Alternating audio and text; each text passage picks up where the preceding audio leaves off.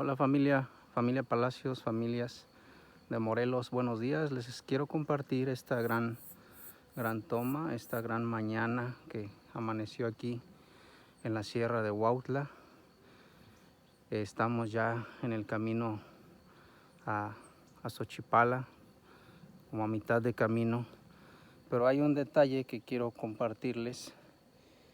La importancia que tienen nuestras abejas mexicanas al producir, al trabajar ese sabrosísimo alimento que es la miel.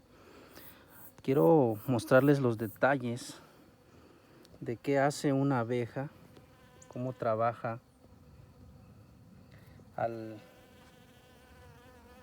desde la mañana, mientras tiene luz del día. Ellos están trabajando. Me voy a silenciar un momento para que observen el sonido, escuchen el sonido de las abejas. Aquí hay cientos de ellas, cientos, y están haciendo su trabajo.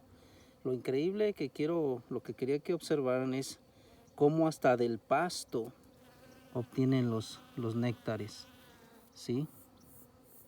Ahí les va una toma. Esa es una nada más